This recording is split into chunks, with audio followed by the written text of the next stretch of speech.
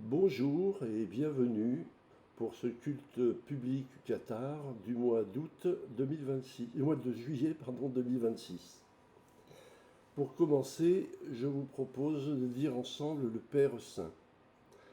Père Saint, Dieu légitime des bons esprits, qui n'a jamais trompé, ni menti, ni erré, ni hésité. Par peur à venir trouver la mort dans le monde du Dieu étranger, car nous ne sommes pas du monde et le monde n'est pas de nous. Donne-nous de connaître ce que tu connais et d'aimer ce que tu aimes. Amen. Le prêche d'aujourd'hui est intitulé La procrastination spirituelle. Au fur et à mesure que nous voyons se développer des technologies dites intelligentes, nous remarquons dans le même temps un retrait de plus en plus important de la volonté de l'homme vis-à-vis des activités concernées.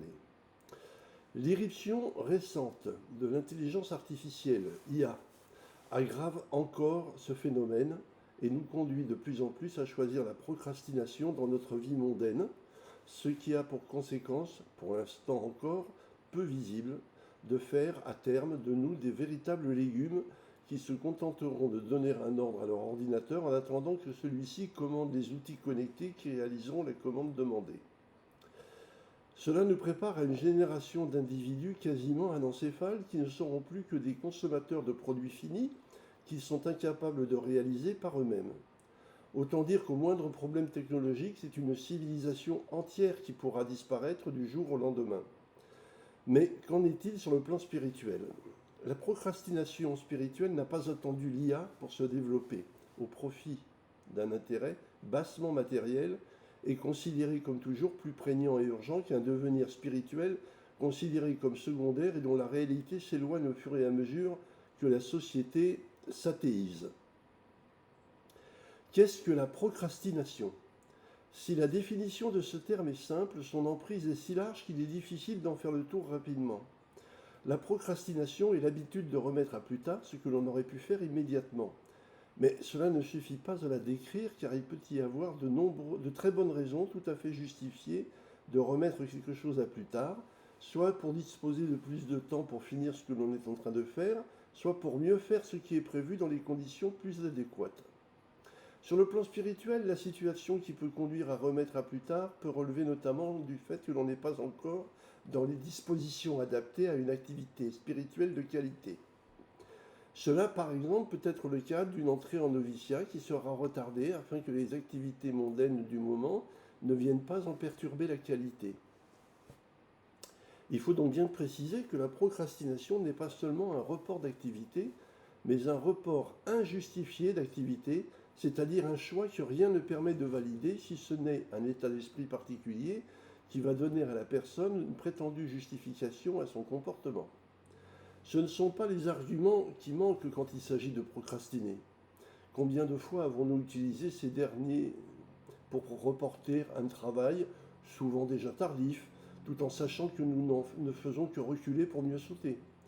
Parmi les plus courants, je peux vous citer les arguments suivants. Trop de fatigue, trop de travail, manque d'énergie, manque de temps, manque d'envie, et bien d'autres encore que je vous laisse découvrir par vous-même. La procrastination est très fortement ancrée dans notre nature humaine, car elle figure en bonne place parmi les outils utilisés par notre âme mondaine, afin de nous empêcher d'entamer le cheminement de retour vers le Père, qui signerait pour notre prison charnelle la perte d'un élément fondamental dans cette construction maligne que le diable a mis en place il y a bien longtemps. C'est cet ancrage que nous parvenons difficilement à défaire car il présente le plus souvent à nos yeux un avant-goût de paradis terrestre tel que nous l'envisageons et que les artistes ont si souvent représenté au fil des siècles sous le terme de pays de cocagne. On le retrouve dans l'Antiquité sous la plume du poète Ovide, au Moyen-Âge dans le sud de la France, en Provence et en Italie, et même sous le pinceau de l'artiste flamand Peter Bruegel. Ce pays imaginaire représente l'utopie selon laquelle la vie peut être douce et calme, sans effort ni guerre. Bien entendu, je passe sur les nombreuses autres évocations qui ont émaillé les siècles suivants, de Fénelon à Baudelaire. Le Lauragais a même pris le nom de cocagne en référence au pain de pastel dont est tirée la couleur qui fit la renommée de la région. Vous en trouverez une évocation très claire et fouillée dans l'article d'Elisabeth von Arbe-Bazerk, présenté à Peyrens lors de la dernière rencontre Qatar qui s'y est tenue en 2023. Il est facile à trouver sur notre site en suivant les menus Activités Qatar, puis Rencontre Qatar, puis Rencontre Qatar de la Résurgence. Bien entendu, chacun peut comprendre que comme l'utopie du pays de Cocagne, la procrastination porte en elle sa propre incohérence. En effet, si je reporte à demain ce que je devais faire aujourd'hui, demain sera un autre aujourd'hui qui justifiera forcément de reporter encore, et ainsi de suite. Cette situation ridicule a donné lieu à des parodies ou à des chansons humoristiques, comme par exemple celle de Fernand Sardou, Aujourd'hui peut-être ou alors demain, que je vous conseille de regarder sur YouTube avec le lien que je vous mets. Les dangers de la procrastination. Si nous voyons sans problème les dangers de la procrastination dans le domaine mondain, il peut sembler plus difficile de les déterminer dans le domaine spirituel. En effet, la tendance générale est de considérer que les activités spirituelles peuvent bien être repoussées dans la mesure où nous ne ressentons pas l'imminence de la mort et par là même la nécessité de s'y préparer. Pourtant, comme nous le rappelle Matthieu, chapitre 24, verset 36 dans son évangile, « Mais le jour et l'heure, personne ne les connaît, ni les anges des cieux, ni le Fils, mais seulement le Père. Il nous faut rester vigilants, afin d'être prêts, quelle que soit l'heure, pour ce qui nous concerne. » C'est là que l'on peut comprendre plus facilement ce qui provoque en nous cette procrastination. En effet, si le fait de procrastiner dans notre cheminement spirituel peut nous conduire à l'échec dans notre recherche du salut, il ne peut y avoir qu'un motif et qu'un responsable, à savoir notre part mondaine, dominée par notre ego.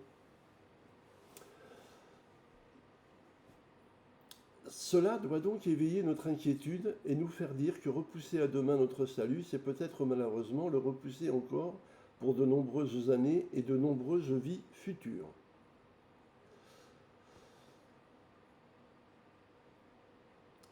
D'un point de vue Qatar, je le rappelle, cela se comprend très bien puisque nous considérons que la part spirituelle, qui a été détournée par le mal depuis l'Empire divin, est tombée en une seule fois, ce qui a provoqué l'élévation spirituelle de l'animal humain créé par le démiurge.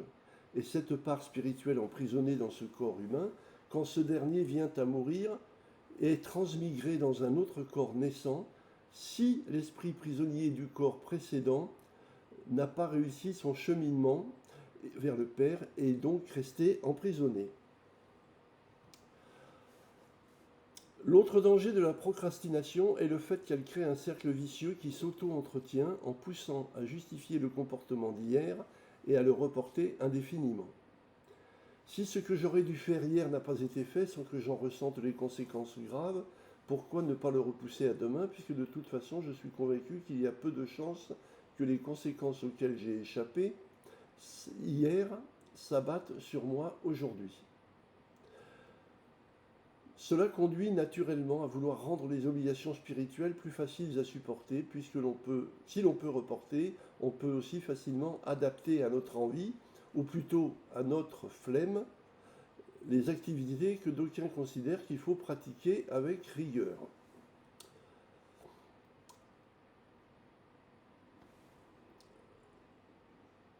Et c'est ainsi que l'on a vu des groupes religieux prendre de plus en plus de liberté avec les règles et les pratiques initiales, de façon à les rendre plus faciles à supporter pour leurs ouailles, et à maintenir sur ces dernières le pouvoir qu'ils n'étaient pas prêts à lâcher. Ne reste plus alors qu'à dénigrer ceux qui sont restés fidèles aux enseignements initiaux, qui d'ailleurs leur valent le détachement des adeptes qu'ils avaient au départ. C'est bien connu dans notre monde, ce n'est pas la qualité qui fait la validité, c'est le nombre.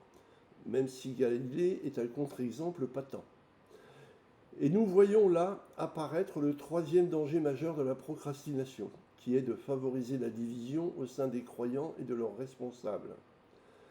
Risque de perdre le salut personnel, risque de s'éloigner des pratiques et des doctrines susceptibles de nous aider à atteindre le salut personnel, et risque de diviser la communauté. Nous voyons à quel point la procrastination est un danger majeur dont il faut être conscient, et qui doit mettre en nous la volonté de lutter contre elle au premier rang de nos priorités. Agir contre la procrastination. Les pompiers ont l'habitude d'enseigner que pour lutter contre le feu, il y a 3 étapes essentielles. À la première minute, un verre d'eau suffit. À la deuxième minute, un seau d'eau est nécessaire. À la troisième minute, c'est d'une tonne d'eau que l'on a besoin. Et au-delà, on fait ce qu'on peut. Je serais tenté d'appliquer cette règle à l'action que l'on doit mener contre la procrastination. En effet, plus on en prend conscience, plus il est facile de ne pas y céder. Mais la vie mondaine est là pour nous empêcher de nous concentrer sur notre avancement spirituel. Il me semble donc que le plus simple, quand on n'est pas protégé de cette vie mondaine par une vie monastique, consiste à organiser son temps en incluant, outre ceux consacrés à nos nombreuses activités mondaines, des temps pour l'activité spirituelle. Ce système d'agenda a le mérite de nous maintenir en éveil permanent et ainsi de se dire qu'il ne faut pas oublier ce temps spirituel dans notre journée quotidienne. Cela est d'autant plus facile que lorsque l'on est croyant, il n'est pas nécessaire de consacrer des heures à l'activité spirituelle. Suivons en cela le conseil que donnait Pierre Authier au jeune croyant Pierre Maury, que l'on retrouve dans la déposition de ce dernier devant l'inquisition de Pamiers. Je cite : « Il me répondit de dire quand j'aurais à me lever du lit, à m'habiller, à manger, ou à faire quelque ouvrage, bénédicité Seigneur Dieu, Père des bons esprits, aide-nous dans tout ce que nous voudrons faire.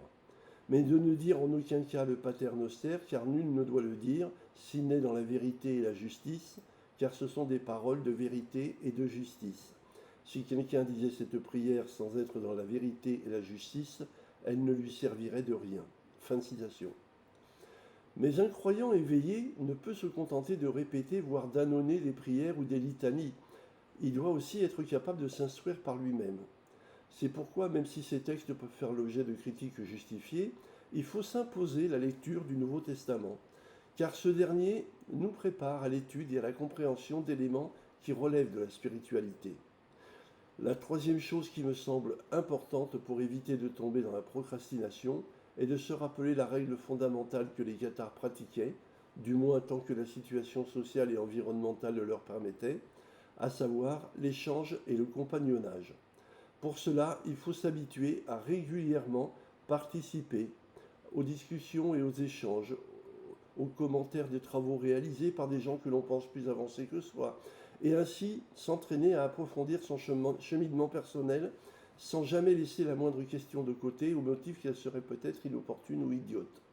Comme on dit dans l'enseignement, une question n'est jamais idiote, seule la réponse peut l'être parfois. Comme vous le voyez, il n'est pas si compliqué que cela d'éviter la procrastination, même si notre ego ne cessera jamais de nous y pousser.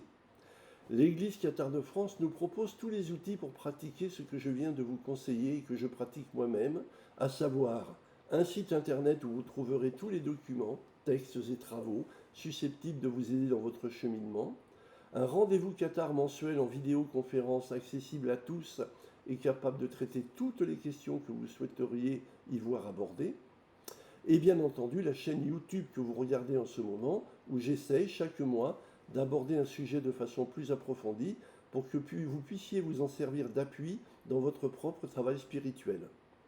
La balle est désormais dans votre camp. Pour terminer ce culte, je vous propose de dire seul, comme ça vient d'être rappelé, notre Père, le Pater des cathares.